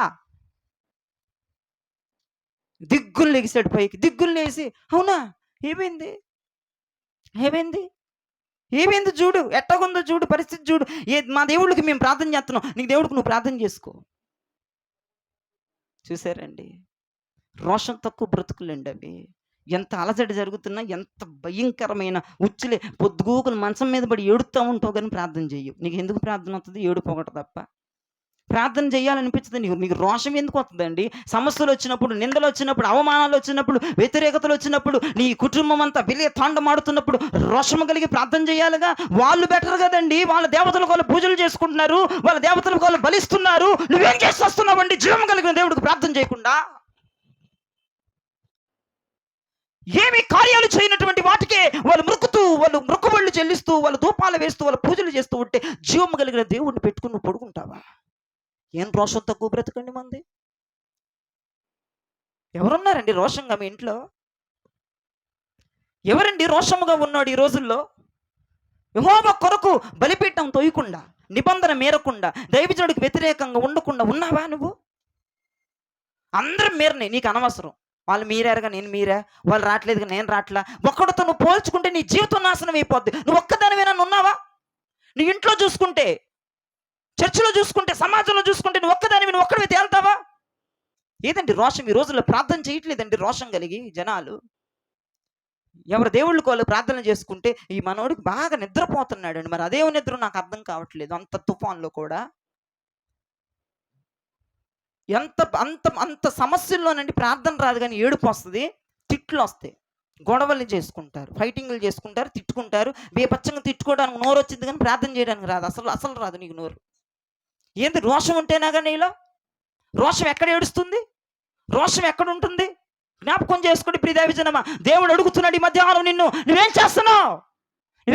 ఏం సమాధానం చెప్తావు నువ్వు ఇప్పుడు దేవునికి? ఏం సమాధానం చెప్తావు? ఇజ్రాయేల్ ప్రజల్లాగా బలిపీఠాలు తోసేసానని చెప్తావా? ఇజ్రాయేల్ ప్రజల్లాగా నిబంధన మీరేనని చెప్తావా? ఇజ్రాయేల్ ప్రజల్లాగా ఇదిగో ప్రవక్తలకి వ్యతిరేకముగా నేను తిరిగానని చెప్తావా? ఏం చెప్తావు? నీకు అనిపించట్లేదు వాక్యం ఏంటంటే ఏలియాలాగా సమాధానం చెప్పాలని? నీకు అనిపించట్లేదు ఏలియాలాగా ఉండాలని? నీకు అనిపించట్లేదు అయ్యా సైన్యములకు అధిపతి యెహోవా నా కుటుంబంలో అందరూ నిబంధన మీరినా, అందరూ బలిపీఠాలు త్రోసేసినా, అందరూ దైవజనుడికి వ్యతిరేకమైన నేను ఒక్కదాన్నే ఉన్నానయ్యా నీ కొరకు రోషము కలిగిన దానిని చెప్పాలనిపించట్లేదా? నేను ఒక్కడే ఉన్నానయ్యా సైన్యములకు అధిపతి యెహోవా కొరకు మహారోషముతో నేను ఒక్కడే ఉన్నానయ్యా. ఆమేన్ చెప్పరే? ఉండాలనిపించట్లేదా మీకు? వద్దా? మరి ఆమెను చెప్పరు, ఆమెను నీరసం చెబుతారు ఏంటండి? ఆశీర్వాదం వచ్చిన పలుకు ఎందుకండి బాబు మిమ్మల్ని అసలుకి ఏ బావిలో తోసేయాలో కూడా నాకు అర్థం అవ్వట్ల. ఆశీర్వాదాలకి గట్టిగా వస్తుంది ఆమె అంటావేంటి మేకలాగా? అంటే రోషంగా ఉండవా? రోషంగా ఉండకపోతే ఆదాంలాగా అయింది నాయన జీవితం. అప్పుడు ఇక ఆమెనంటాను కూడా రాదు నోరు. అప్పుడు యోనాలాగా అవుతుంది. ఎత్తి సముద్రంలో వేస్తారు అంతే, చేప మింగేస్తుంది, పొట్టను పెట్టుకుంటుంది చేప. ఏం చేయలేము. నువ్వు ఇంకా ఇంటి వాక్యం విన్నా సరే నేను రోషంగా ఉంటున్నాయో నేను ఆ పండే కోసుకొచ్చుకుంటాను నాకు తెలిసినా సరే, అది తప్పని తెలిసినా సరే నేను చేస్తానయ్యా అని అంటే చేసుకో. దేవుడు అడుగుతున్నాడు. మరి దేవునికి నువ్వు సమాధానం చెప్పుకోవాలి, నేను కాదు సమాధానం చెప్పేది. ఆల్రెడీ నాది అయిపోయింది ఇంటి దగ్గర, నీది మొదలైపోయింది. నువ్వేం చెప్పుకుంటావు? నువ్వేం సమాధానం చెప్తావు? నేను ఉంటానయ్యా, పో నేను అలా చెయ్యయ్యా, నేను ఒక్కడనే ఉంటాను, నా కుటుంబం అంతా ఉండకపోయినా నేను ఉంటానయ్యా, నా సంఘం అంతా ఉండకపోయి నేను ఉంటానయ్యా, నా సమాజం అంతా ఉండకపోయి నేను ఉంటానయ్యా అని ఒక మంచి నిర్ణయం తీసుకొని దేవుని కొరకు మహారోషంగా నిలబడతావా? నిలబడు. నీ కుటుంబానికి, సంఘానికి, సమాజానికి నువ్వు అభివృద్ధి తెచ్చే బిడ్డగా, ఆశీర్వాదాన్ని తెచ్చే బిడ్డగా, ఆ మహిమను తెచ్చే బిడ్డగా, ఆ ప్రభావాన్ని తెచ్చే బిడ్డగా, దేవుని యొక్క కృపను కుమ్మరించే బిడ్డగా తయారైపోతారు వాళ్ళు. కుమ్మరించే బిడ్డలుగా తయారైపోతారు వాళ్ళు. వాళ్ళు మామూలుగా తయారవరండి, వాళ్ళు మామూలుగా తయారవరు. రోషం కలిగిన వాళ్ళు సంఘానికి ఒకటి ఉంటే చాలు, సమాజానికి ఒకటి ఉంటే చాలు, కుటుంబానికి ఒకటి ఉంటే చాలు, జీవితాలు ధన్యమైపోతాయి. అదే కుటుంబం అంతా ఉంటే, సంఘం అంతా ఉంటే, సమాజం అంతా ఉంటే ఇక మామూలుగా ఉండదు సీను. ఒకడుంటేనే అంత గొప్ప కార్యం జరిగితే, ఒకటికి 10 మంది కలిస్తే వామ్మో, 10 మందికి 20 కలిస్తే, 20కి 30, 30కి 40, 40కి 50, 50కి 60, 60కి 70, 70కి 80. ఎట్లా ఉంటుంది చూసుకోండి ఇక సీను. మొత్తం రాజ్యం అంతా, దేశం అంతా మందే. దేవునికి స్తోత్రం చెప్పండి. ఇక మొత్తం మందే. ఎక్కడ తప్పు జరిగినా మనమే ముందుంటాం. ఏయ్ పడేరాదు, పడే కింద పడే. ఎంత బ్లెస్సింగ్స్ అండి అవి. ఆ కృప నువ్వు పొందుకొందువుగాక. ఆ కృప నువ్వు పొందుకొందువుగాక. కీర్తనల గ్రంథం 119, 53వ చరణం చూడండి. 119వ కీర్తన 53వ చరణం. నీ ధర్మశాస్త్రమును విడిచి నడుచుచున్న భక్తిహీనులను చూడగా ఆ, నాకు అధిక రోషము పుట్టుచున్నది. అదిగో అదిగో అదిగో కీర్తనాకారుడు అంటాడు, నా వైపు చూడండి. నీ ధర్మశాస్త్రమును విడిచి, నీ ధర్మశాస్త్రాన్ని వదిలిపెట్టి, నీ ధర్మశాస్త్రాన్ని పాటించకుండా, నీ ధర్మశాస్త్రాన్ని ఇదిగో ఒక గూటులో పెట్టి దానికి బూజు పెడితే దులుపుకొని ఆదివారాలు తెచ్చే వాళ్ళని చూస్తే నాకు మామూలు మెంటల్ రాదంటున్నాడు దావీదు గారు. ఏంటంట, ఈ బైబిల్ గూట్లో పెట్టి దుమ్ము దులుపుకొని వచ్చే వాళ్ళు అంటూ మామూలు మెంటలు రాదంట దావీదు గారు. నన్ను చూస్తే ఇప్పుడు ఉండాలి ఒక్కొక్కడిని ఈత మట్టలు పెట్టి కొట్టేవాడు. ఎక్కడ ఉన్న వాళ్ళు మామూలు కొట్టేవాడు కాదు. ఏమంటున్నాడు మళ్ళీ ఒక్కసారి చదువుకోమ్మా, వాళ్ళు వినలేదట్టింది. నీ ధర్మశాస్త్రమును విడిచి నడుచుచున్న నీ ధర్మశాస్త్రాన్ని విడిచిపెట్టి నడుచుచున్నా భక్తిహీనులను చూడగా భక్తిహీనులు చూస్తేనయ్యా నాకు అధిక రోషము అబ్బో, పుట్టుచున్నది. మామూలు కోపం కాదు, వాళ్ళు దొరికితే నా సావిరంగా నలిపావకడేయాలనిపిస్తుంది అంటున్నాడు. నేనంటలేదు నా బాబు. నేను ఇట్లాంటి సందర్భాలు ఉపయోగించుకుంటాను, కానీ నేను డైరెక్టర్గా. నువ్వు మామూలు దానివి కాదు, అసలు మామూలుడు కాదు. నువ్వు ధర్మశాస్త్రాన్ని విడిచి అదుగో తప్పు త్రోవలో వెళుతున్న వారికట భక్తిహీనులట వాళ్ళు. వాళ్ళని చూస్తే అధిక రోషం. బాబా వాళ్ళని చూస్తే నాకు వస్తుందండి మెంటలు. వాళ్ళతో అన్నయ్య తమ్ముడు రారా, భుజాలు మే భుజాలు వేసుకుని పక్కన కూర్చొని చట్టపట్టాలు వేసుకొని వాళ్ళతో నువ్వు, నీకు రోషం రావట్లేదా? ఎక్కడికి పోతుంది రోషం? ఎక్కడ పోతుంది రోషం? భుజాల మీద చేతులు తిరుగుతావా? ధర్మశాస్త్రాన్ని విడిచి నడిచే వాళ్ళతో నువ్వు చేసేదేంటి? అసలు నీకు రోషం లేదనుకోండి. ఫస్ట్ ఆఫ్ ఆల్ రోషం ఉంటే ఏమో మెంటలు రావాలని చూస్తే నీకు కొట్టేయడానికి వెళ్ళిపోకూడదు, కానీ కొట్టేయాలని ఫీలింగ్ వచ్చేయాలి. కొట్టకూడదు, మళ్ళీ మామూలుగా ఉండదు సీను. అర్థమైందా? కొట్టావు వేసి రక్తం చేయవు. నేను అట్లాంటి బోధాలు చెప్పని తల్లేవు నా మీదకి తెచ్చారు మీరు అందరూ కలిసి. నన్ను ఉండనివ్వండి 10 కాలాలు. ఈయనకి అధిక రోషం వచ్చేసిందంట, భయంకరమైన మెంటలు వచ్చేస్తుందంట. నువ్వేమో మరి పొద్దున్న లెగితే వాళ్ళే పిలుస్తావు, పొద్దున్న లెగితే ఆడి పక్కనే ఉంటావు, పొద్దున్న లెగితే ఆడి భుజాల మీద చెయ్యి వేసుకొని చట్టపట్టాలు వేసుకుని వెళ్తావు. మరి నీ బ్యాక్గ్రౌండ్ దావీద్ బ్యాక్గ్రౌండ్ అసలు 2 సింక్ అవట్లా. ముందు నువ్వు చదివితేనే కదండి ధర్మశాస్త్రం. ఇది హ్యాండ్ బ్యాగుల్లోకి వెళ్తుంది. నేను చెప్తున్న వాస్తవాలు చూడండి. కొంతమంది ఇప్పుడు హ్యాండ్ బ్యాగులు తెచ్చుకుంటున్నారు, కొంతమంది హ్యాండ్ బ్యాగుల్లో పెడతారు బైబిల్. మళ్ళా బుధవారం వస్తే బుధవారం, శుక్రవారం వస్తే శుక్రవారం, అంటే నువ్వు చర్చకొచ్చేటప్పుడు. మళ్ళీ ఆదివారం వస్తే ఆదివారం తెరవటమే. కాదన్న వాళ్ళు చేయబోయేతండి, కాదన్న వాళ్ళు కాదా? మీరు కాదు ఒక్కలు. అది అదేను స్తోత్రం. ఓయ్ ఎంతమంది కదా, ఒకలే ఉండాల. సరేలే అంటే చదువుతారు. మిగతా వాళ్ళందరూ చూడేక అంటే హ్యాండ్ బ్యాగ్లో ఉంటాయి అయ్యగారు. లేదా బాలకానీ అంటున్నా, సారీ. అదేంటిది ఏదో షెల్ఫుల్లో, అలమార్లు షెల్ఫులు అంటాం ఇంగ్లీష్లో చెప్పింది. షెల్ఫుల్లో పెట్టేవాళ్ళు షెల్ఫుల్లో పెట్టి తీరిక ఆ రోజు రావాలి, ఆ ప్రార్థన డేట్ రావాలి, తీసుకొస్తారు ఇట్ట ముందు పెట్టుకుంటారు. అంతే. చదువు వచ్చిన వాళ్ళు కూడా చదవకపోవటం, భయంకరమైనటువంటి భక్తిహీనులు. వాళ్ళని చూస్తే అది మెంటలు వచ్చేయాలిగా. అసలు ముందల రోషం కలిగినోడికి, అధిక రోషం కలిగినోడికి మెంటలు వచ్చేయాలిగా. ఒక వ్యక్తిని చూపిస్తుంది చూడండి. ఏలి. ఏం పేరు ఆయన పేరు? ఏలియా కాదు, ఏలి. అంటే ఆ వ్యక్తికి ఈ వ్యక్తికి ఒక అక్షరమే తేడా. ఒక అక్షరం తీసేస్తే ఏలి అవుతాడు, ఒక అక్షరం కలిపితే ఏలి అవుతాడు. అయితే ఒక వ్యక్తి ఏం చేస్తున్నాడు చూడండి. 1 సమూయేలు 2వ అధ్యాయం 29వ వచనంలో, 1 సమూయేలు 2వ అధ్యాయం 29వ వచనాన్ని చూడండి ఒకసారి. నా నివాస స్థలమునకు నా నివాస స్థలమునకు నేను నిర్ణయించిన బలి నైవేద్యములను మీరేలా తృణీకరించుచున్నారు? మీరు ఎట్లా తృణీకరిస్తున్నారు? మిమ్మును క్రొవ్వబెట్టుకొనుటకై త్రోవ పెట్టుకోవడానికి నా జనులకు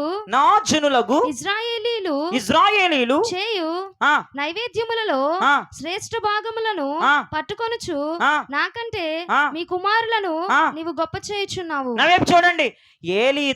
ఏలీతో దేవుడైన యెహోవా మాట్లాడుతున్నాడు. ఒరే బాబు, క్రొవ్వు పెట్టుకొంచున్నావు, దాసేస్తున్నావు, ఆస్తులు దాసేస్తున్నావు, సంఘం తెచ్చిన డబ్బులన్నీ నీ పిల్లల్ని అమెరికాలకు పంపించి చదివిస్తున్నావురా, నన్ను గనపరిచింది ఏముందిరా?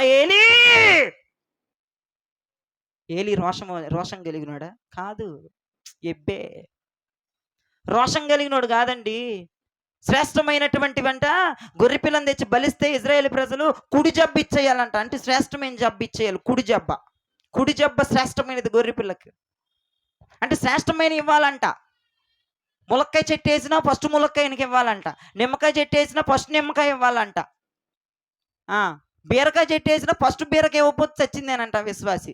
అంటే అన్ని శ్రేష్టమైన తీసుకుంటాడంట, కానీ దేవుణ్ణి మాత్రం గణపరచడంట. వీళ్ళేమో రోషం తక్కువ దైవజనులండి. నాకు అర్థం కాదు.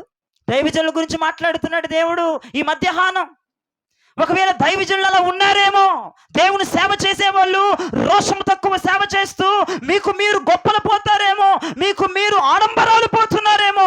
జాగ్రత్త జాగ్రత్త జాగ్రత్త దైవజనులారా. మీకు మీరు గొప్పలు పోతూ, మీకు మీరు డబకాలు కొట్టుకుంటూ, మీ భార్య మీ పిల్లలు, అక్కడ ఏమంటున్నాడు దేవుడు? మీ పిల్లలు, నీ భార్య, నీ కుటుంబం, మీరే గొప్పలు పోతున్నారు కదరా. నాకెక్కడ ఉందిరా అక్కడ గొప్ప? ఏలీని సంఘంలో ఈ మెసేజ్, ఈ ఒక్క ముక్క దైవజనులకు అంకితం ఈ పూట. ఆలోచించండి దైవజనులు, ఒకసారి ఆలోచించండి. ఒకసారి యూట్యూబ్లో చూస్తున్నారు, ఆలోచించండి ఒకసారి. ఏది శ్రేష్టమైనవన్నీ తీసుకుంటున్నావు, నీ పిల్లల ప్రయోజకులు చేసుకుంటున్నావు, నీకు నీవు గొప్ప పోతున్నావు, నీకు నీవు శాల్వాలు, నీకు నీవు పూలదండలు, నీకు నీవు అవార్డులు, నీకు నీవు ఆస్కార్లు తీసుకుంటున్నావు. నాకేది అక్కడ ప్రాధాన్యత? నా గురించి ఏది అక్కడ బోధ? ఏమయ్యా ఏలి ఆ రోషం నింపుకోయ్యా అంటున్నాడు ప్రభు. దేవునికి స్తోత్రం. ఏలి పక్కన యాడ్ చేసుకోయ్యా. ఆ పేరులోనే ఉంది ఒక వైబ్రేషన్. అయ్యా ఏలి అంటే మామూలుడు కాదు, నా కొరకు మహా రోషం కలిగిన వాడు ఏలియా. అలా బతకండి దైవజనులు, నా కొరకు మహారోషంగా. మీకు మీరు గొప్ప చేసుకోవద్దు. భక్తిహీనులు చూసినప్పుడు చెరబురలాడాలి. మసులుతున్న నీళ్లు మసిలినట్లుగా అధికమైన రోషం తన్నుకు రావాలి నీలో. ఏదా రోషం తక్కువ బతకొద్దు. దేవుడు అడుగుతున్నాడు, నువ్వేం చేస్తున్నావు అంటే, నువ్వు ఈరోజు చెప్పాలయ్యా, నీ కొరకు నా ఇంట్లో నేను ఒక్కనే మహారోషముతో ఉన్నాను, నేనొక్కదాన్నే మహారోషముతో ఉన్నానని చెప్పగలిగే స్థితిలోనికి నా దేవుడు మన సంఘమును తీసుకొచ్చునుగాక.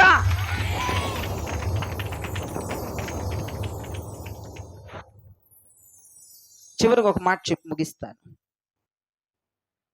దావీదు నాబాలు అనే వ్యక్తి దగ్గరికి అతని పనివారిని పంపించాడంట. కొంచెం ఏదో కొదువుగా ఉందని, పని వాళ్ళకు కొంచెం ఏదో ఆహారం తక్కువైందని నాబాలు దగ్గర పంపించాయా, మా గురువు గారు పంపించారు, మరి మీ దగ్గర నుంచి కొంచెం ఏమన్నా మాకు అందిస్తే మేము సేఫ్ అవుతామయ్యా అంటే అంటాడంట నాబాలు, దావీదెవరు ఏమంటున్నాడంట? దావీదెవరయ్యా? దావీదెవరు? దావీదు. ఏరా నాబాలు, నిన్ను ఒక మాట అడగనా? దావీదెవరా? నీకు ఎన్ని సహాయాలు చేశాడురా దావీదు? నీ మందర కాశాడు కదరా, శత్రువులు ఎత్తుకెళ్ళిపోకుండా. నాబాలు, నీ మందర కాసినోడు దావీదు కాదా? నీకు ప్రొటెక్షన్ ఇచ్చింది దావీదు కాదా? నాబాలు, దావీదెవరనంటావా? అంతేలేండి, కోటల మీద కూర్చున్నప్పుడు ఆడెవడంటారండి సహాయం చేసిన వాళ్ళు గుర్తురారండి. రూపాయి ఇచ్చి, భరోసా ఇచ్చి, ధైర్యం చెప్పి నీకు మార్గం చూపించే వాళ్ళు నువ్వు ఎదిగిపోయిన తర్వాత నీకు గుర్తుకు రారండి. మీరెవరండి సిస్టర్? కొంచెం దూరంగా ఉండండి. అదేంటి, జాబ్ ఇప్పించాను కదా, గుర్తులేదా? అవునవునా, కొంచెం దూరంగా ఉండి మాట్లాడు సిస్టర్. అమ్మో, మళ్ళీ సిస్టర్ అంట, మళ్ళీ ఇంగిదా అంట. అప్పుడు ఇంగ్లీష్ లేదు, ఏమి లేదు దీనికి. ఎందుకు ఇవన్నీ వస్తున్నాయి నాకు అర్థం అవ్వదు. ఈ నాబాలుకి దావీదు నిజమండి చాలా సహాయం చేశాడండి మహానుభావుడు. ఆపదలో ఆదుకున్నాడండి నాబాల్ని. శత్రువులు తన మందని ఎత్తుకెళ్ళిపోతుంటే కాపాడాడండి దావీదు. ఇవన్నీ మర్చిపోయాడండి నాబాలు. దావీదు కొంచెం అవసరం వచ్చింది, నాబాల్ దగ్గరికి వెళ్తే ఆ అవసరాన్ని తీరుతాడని తన పనివారిని పంపిస్తే దావీదు ఎవడో నాకు తెలియదు, వెళ్ళండి అన్నాడంట. వెళ్ళిపోయి, అయ్యా మీరెవరో తెలియదు అంటున్నారు అయ్యా తప్పరు. నాబాల్ గారికి మీరు తెలియదంట. మామూలుగా కోపం రాల దావీదుకి, కత్తిని వరదూసి బయలుదేరాడంట నాబాలను చంపడానికి. ఏంటి ఏంటి ఏంటి ఆపత్కాలంలో ఉన్నప్పుడు నేను ఆహారం పెట్టి, ఆపత్కాలంలో ఉన్నప్పుడు ఉద్యోగం ఇప్పించి, ఆపత్కాలంలో ఉన్నప్పుడు నేను ఆదుకొని అన్నీ చేస్తే, తన మందను కాపాడితే, శత్రువుల నుంచి ఎత్తుకుపోకుండా తన మందని భద్రం చేస్తే నేను ఎవరో తెలియదంటాడు వాడు అని కత్తిని వరదూశాడు. పనివారు చెప్పిన వెంటనే కత్తిని వరదూసి బయలుదేరాడు. బయలుదేరతే అక్కడ ఒక ఆమె అడ్డుపడిందండి. మొదటి సమూయేలు గ్రంథం 25వ అధ్యాయం 25వ వచనములో చూడండి, దావీదు గారికి ఒక ఆమె అడ్డుపడింది. నా నా ఏలినవాడా, దుష్టుడైన ఈ నాబాలును లక్ష్య పెట్టవద్దు. దుష్టుడైన నాబాల్ని లక్ష్య పెట్టొద్దయ్యా. అతని పేరు అతని గుణములను సూచించుచున్నది. నా వైపు చూడండి. నాబాలు భార్య వచ్చి, నా ఏలినవాడా, నా భర్త దుష్టుడయ్యా, అతను మొరటివాడయ్యా, అడుగు మాట్లాడడం రాదయ్యా, ఆడు ఇట్టాగే తిడుతున్నాడయ్యా, అందరిని ఇంటి మీదకి తెస్తున్నాడయ్యా. నా ఏలినవాడా, ఆ తప్పు నా మీద వేసుకున్నానయ్యా, క్షమించయ్యా, వదిలిపెట్టయ్యా, కరుణించయ్యా అని నాబాలు భార్య దావీదుకి ఎదురుపడి దావీదుని ఆపింది. దేవునికి స్తోత్రం. ఆపి అంటది, నా భర్త దుష్టుడు అంటుంది, నా భర్త మొరటివాడు అంటుంది, నా భర్తకు మాట్లాడడం రాదయ్యా, దావీదు వదిలిపెట్టయ్యా, నీకు దండం పెడతానని నేను పాదాలు పట్టుకుని ఒక మాట అంటది 28వ వచనములో. నీ దాసురాలనైన నా తప్పు క్షమించుము. అయ్యా నీ దాసురాలనైన నా తప్పు క్షమించయ్యా, నా ఏలినవాడవగు నీవు యెహోవా యుద్ధములను చేయుచున్నావు కదా. నా వైపు చూడు, దేవునికి స్తోత్రం చెప్పి చేతులెత్తి అంటుంది. 25వ వచనములు అంటుంది, బాబు ఆడు మొరటోడయ్యా, నా భర్తకు తెలియదు అయ్యాడు, తలతెక్కలోడయ్యాడికి ఏం మాట్లాడాలో తెలియదు, క్షమించయ్యాడు, సంపొద్దయ్యా, నేనేమైపోతాను, నా బిడ్డలు ఏమైపోతారు, ఏ మన్నించయ్యా, అది ఇదని చెప్పి 28వ వచనములు అంటది, యెహోవా యుద్ధములు చేయువాడా. ఏమంటుంది దావీదుని చూసి? యెహోవా యుద్ధములు. ఎవరి యుద్ధములు చేస్తాడంట దావీదు? ఎవరి యుద్ధములు చేస్తాడంట? తన యుద్ధాలు తను చేసుకోడు, యెహోవా యుద్ధములు చేస్తాడు. అంటే యెహోవా చేయవలసిన పనిని ఇతగాడు చేస్తాడు. యెహోవా పోరాడవలసిన శత్రువుతో ఇతగాడు పోరాడతాడు. యెహోవా భేటీ ఇవ్వవలసిన వారితో ఇతను భేటీ అవుతాడు. అంటే దావీదు యుద్ధాలు దావీదు చేసుకోడు, యెహోవా యుద్ధములు చేస్తాడు. యెహోవా యుద్ధములు. దేవునికి ఏది అవసరమో మందిరాలు కడతాడు, సంఘమును పోగేస్తాడు, విశ్వాసులు పోగేస్తాడు. అదేగా ఆయన యుద్ధం, ఆయన ఆశ అదేగా. అనేక మందిని తప్పుడు బోధల నుంచి బయటికి తీసుకొస్తాడు. యెహోవా యుద్ధములు అంటుంది ఆమె నాబాలు భార్య, యెహోవా యుద్ధములు చేయవాడా. కానీ మనమేం యుద్ధాలు చేస్తామండి? సాతాను యుద్ధాలు చేయడం బాగా వచ్చు. ఎవడు కొంప మీద నిప్పేద్దాం, ఎవడి మీద అబండాలేద్దాం, ఎవడి మీద నిందలేద్దాం, ఎవడి కొంపకు నొప్పి అంటిద్దాం, ఎవరి క్యారెక్టర్ ఎలాంటిది మాట్లాడుకోవటాలు, గ్రూపులు, ఫోన్లలో, సంఘం. మీకెందుకు? ఇదా యెహోవా యుద్ధాలు చేస్తున్నాడు దావీదు. నువ్వెవడు యుద్ధాలు చేస్తున్నావు? సాతానుగడి యుద్ధాలు ఎట్టుంటే చెప్పనా? ఒకరి మీద ఒకరు పోకిరి మాటలు చెప్పుకోవడం, ఒకరి గురించి ఒకరు తప్పుగా మాట్లాడుకోవడం, వాడి యుద్ధాలు. ఇవే నువ్వు చేసేది సంఘానికి వచ్చి. ఎంత తప్పది? కాముగా వస్తున్నావు, రక్త మాంసాలు తీసుకున్నావు, కాముగా వెళ్ళాలి. అర్థమవుతుందా? ఎవడ గురించి మాట్లాడుకోవాల్సిన అవసరం నీకు లేదు, ఎవడ గురించి డిస్కస్ చేయాల్సిన అవసరం నీకు లేదు, 10 మందిలో సభ పెట్టాల్సిన అవసరం నీకు లేదు. కాముగా ఉండు, ఏమవ్వదు అక్కడ. నువ్వెందుకమ్మా యుద్ధాలు చేసి అలసిపోతావు? వాళ్ళ మీద వీళ్ళ మీద అబండాలు వేసి, వాళ్ళ మీద వీళ్ళ మీద నిందలేసి, వాళ్ళ గురించి వీళ్ళ గురించి ఎక్కువ తక్కువ మాట్లాడుకొని నువ్వు అలసిపోవటం ఎందుకు తల్లి? నువ్వు అలసిపోవటం ఎందుకు నాన్న? నువ్వు యెహోవా యుద్ధాలు చేస్తే చేయి, లేదంటే కాముగా కూర్చో. అక్కడ దావీదుకు ఒక మంచి సాక్ష్యం ఇచ్చింది నాబాలు భార్య ఒక మంచి సాక్ష్యం ఇచ్చింది. అయ్యా తమరు యెహోవా యుద్ధములు చేయగలిగిన వారు, తమరు యెహోవా యుద్ధాలు చేస్తారు, మీ యుద్ధాలు మీరు చేసుకోరయ్యా. సాతాను యుద్ధాలు చేసేవాళ్ళు కాదు నాయనో. పరాక్రమము కలిగిన బలాఢ్యుడి యుద్ధములు చేయగలిగిన వాడువు నువ్వు. సైన్యములకు అధిపతి యెహోవా యుద్ధములు చేయగలిగిన వాడు అయ్యా. నీతో ఎవడు పోటీ పలగట్టు నాయనా. ఆయన చేయవలసిన పని నువ్వు చేసేస్తావు. ఆయన ఏ పని చేయాలనుకున్నాడో ఆ పని నువ్వు కంప్లీట్ చేసేస్తావు. ఆయన ఉద్దేశం ఏంటి, ఆయన ఉద్దేశం తెలుసుకుని నువ్వే చేసేస్తావు. ఆయన మనసు ఏంటి, ఆయన మనసు తెలుసుకుని నువ్వే చేసేస్తావు. ఆయనకి ఇప్పుడు ఏం కావాలో అది నువ్వు చేసేస్తావు. ఆయన యుద్ధాలు నువ్వు చేసేవాడివి. అయ్యా నరమాత్రుడు నీతో యుద్ధానికి రాలేడయ్యా. నువ్వు అంత గొప్ప ప్రధాన యాజకుని యుద్ధాలే చేయగలుగుతున్నావు నాయనా. ఒక దెబ్బకే మొరుటోడు చచ్చిపోతాడయ్యా. ఒక దెబ్బకే నాయనా చచ్చిపోతాడయ్యా. ఆడు దుష్టుడయ్యా. వదిలేయ్యా. మీతో సమము కాదయ్యా వాడు. వాడేదో తెలిసి తెలియక మాట్లాడాడు. నేను పంపిస్తానయ్యా ఆహార ధాన్యాలు, నేను పంపిస్తాను. మీ మేలు నేను మర్చిపోలేదయ్యా. నువ్వు యెహోవా యుద్ధాలు చేసేవాడు. ఒక్క చెయ్యి వాడు తల మీద అతడు చచ్చి ఊరుకున్నాడయ్యా. వాడేంటో అనుకుంటున్నాడు నీ బలం గురించి. నాయన నా ముఖం చూడయ్యా, నా పిల్లలు చూడయ్యా, అయ్యా నా జీవితం చూడయ్యా. వదిలిపెట్టేశాడు దావీదు. దేవునికి స్తోత్రం.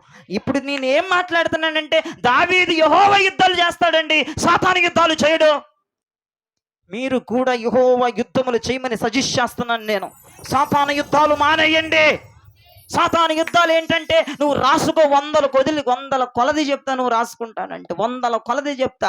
నిందల వైటం, అబండాల వైటం, తప్పుగా వక్రీకరించడం, తప్పుగా మాట్లాడటం, గ్రూపులు పెట్టి ఒక వ్యక్తి గురించి ఒక ఎగతాళిగా, ఒక వ్యంగ్యంగా మాట్లాడుకోవటం, ఇళ్లల్లో సంఘాల గురించి మాట్లాడుకోవటం, సంఘ విశ్వాసుల గురించి మాట్లాడుకోవటం, అదిగో ఒక వ్యక్తి మీద, ఒక కొంప మీద నిప్పేసేయటం, ఒకరిని నాశనం చేయటం, ఇవన్నీ సాతాను యుద్ధాలే.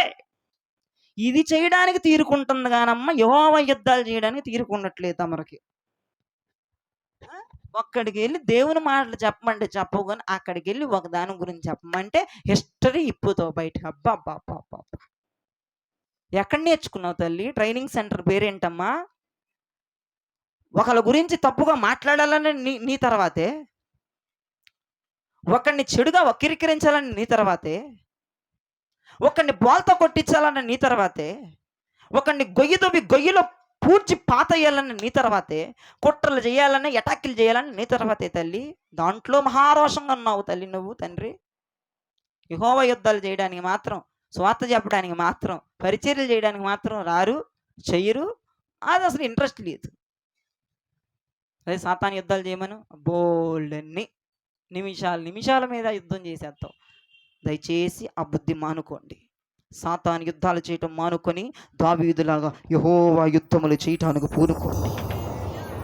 యెహోవా యుద్ధములు 10 మంది కలిసిన చోట నిత్య రాజ్యము గురించి మాట్లాడండి. అది యెహోవా యుద్ధం. 2 కలిసిన చోట మందిర క్రమాల గురించి మాట్లాడుకోండి. అది యెహోవా యుద్ధం. 2 కలిసిన చోట రేపు ఆదివారం వస్తున్నావా ఫ్రెండ్ అని మాట్లాడుకోండి. అది యెహోవా యుద్ధం. నేను రావట్లేదే, పని ఉంది, రావే తర్వాత చూసుకోవే పని. యెహోవా యుద్ధం. రావట్లేదా? నేను మానేత్తా. అది సాతాను యుద్ధం. అర్థమవుతుందని మరి దేవునికి స్తోత్రం చెప్పండి. రావట్లేదా? ఎక్కడికి వెళ్తున్నా? నేను మానేత్తా. నువ్వు ఉంటేనే ఎల్లబుద్ధి ఎద్దేసేసి, నువ్వు లేకపోతే అందరు ఇట్టు చూస్తారు. నాకు వెళ్ళి ఎవరు నాతో మాట్లాడరు. నువ్వు ఉంటే ఇద్దరం పక్కన కూర్చొని ఇట్టు తనుకుంటా అనుకుంటా ఉండొచ్చు.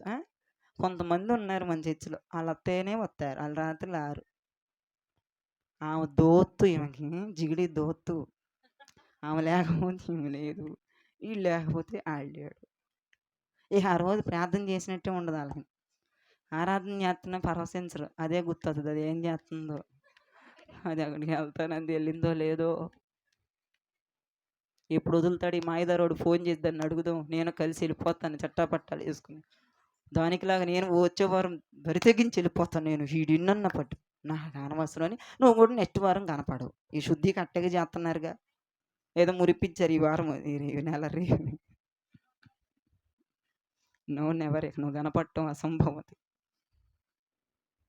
చూడండి మరి ఎంతమంది అపవాది యుద్ధాలు చేసుకుంటా కూర్చుంటారు. ఇంకెంతకాలం అండి? యెహోవా యుద్ధములు మనందరం చేయుదుము గాక. ఆయనకు అవసరమైన యుద్ధాలు, ఆయన చెయ్యాలి అనుకుంటున్న యుద్ధాలు మనమే కంప్లీట్ చేయుదుము గాక. చూడండి, యెహోవా కొరకు మహారోషంగా మనమే ఉండాలి. యెహోవా యుద్ధాలు మనమే చెయ్యాలి.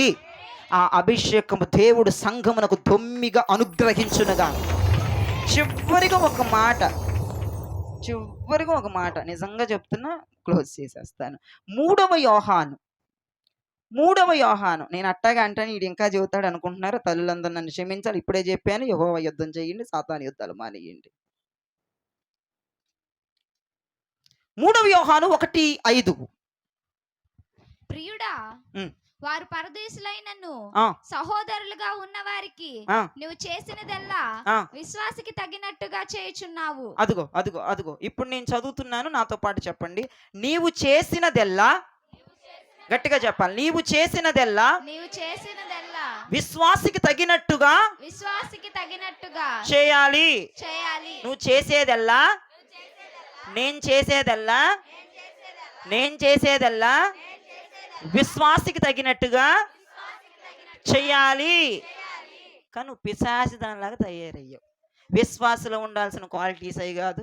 ఒక విశ్వాసం అంటే నీకు తెలిసి ఎట్టుంటుందో, విశ్వాసం అంటే ఎట్టుంటుందో తెలుసా? యెహోవా కొరకు రోషంగా ఉండేది విశ్వాసి, యెహోవా యుద్ధాలు చేసేది విశ్వాసి. మరి అది విశ్వాసి కానోళ్ళు పిశాచి, విశ్వాసి పిశాచి. ఇక రెండు తప్ప ఏది లేదు. ఏది కావాలి నీకు? నువ్వు విశ్వాసివా? విశ్వాసికి తగినట్టుగా ఉండు. నువ్వేం చేస్తున్నావు అంటే దావీదు అంటాడు నేను యెహోవా యుద్ధములు చేయుచున్నాను అంటున్నాడు. నువ్వేం చేస్తున్నావు అంటే ఏలియా అంటాడు యెహోవా సైన్యములకు అధిపతి యెహోవా నీ కొరకు నేను మహారోషముతో ఉన్నాను అంటున్నాడు. నోవాహుని అడగండి, నోవాహుని చివరిగా అయిపోయింది. నోవాహుని అడగండి, బుక్ మూసేసాను. నోవాహుని అడగండి, నోవాహు తాత నువ్వేం చేస్తున్నావు? నోవాహు బాబాయ్ నువ్వేం చేస్తున్నావు? నోవాహు బావా నువ్వేం చేస్తున్నావు? ఏం చేస్తున్నావంటే ఓడ కడుతున్నాను అంటాడు ఆయన. ఎందుకు బాబాయ్, ఎందుకు తాత, ఎందుకు ముత్తాత, ఎందుకు కడుతున్నావంటే నా కుటుంబమును సంరక్షించుకోవటానికి అంటాడు ఆయన. నువ్వేం చేస్తున్నావు అంటే నువ్వేం చెప్తావు? నోవాహు గారేమో ఓడ కడుతున్నాను అంటున్నాడు. ఎందుకయ్యా అంటే నా కుటుంబ రక్షణ కొరకు అంటున్నాడు. ఏలియాని అడిగితే నువ్వేం చేస్తున్నావు అంటే నీ కొరకు మహారోషంతో ఉన్నాను అంటున్నాడు. దావీదుని అడిగితే నువ్వేంటయ్యా అంటే నా యుద్ధాలు మానేసి యెహోవా యుద్ధాలు చేస్తున్నాను అంటున్నాడు. మరి విశ్వాసకి తగినట్టుగా మనము కూడా ఈ రోజు నుంచి చేయుదుముగాక. నువ్వేమి చేస్తున్నావంటే నీ కొరకు మహారోషముతో ఉన్నానని మనం చెప్పుదుముగాక.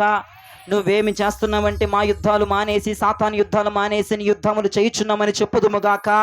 నువ్వేమి చేస్తున్నావంటే జలప్రలయం రాకముందే ఓడ కట్టుకుని మన కుటుంబం మా బంధువులందరూ సురక్షితంగా ఉండబోతున్నామని నువ్వు చెప్పుదువుగాక.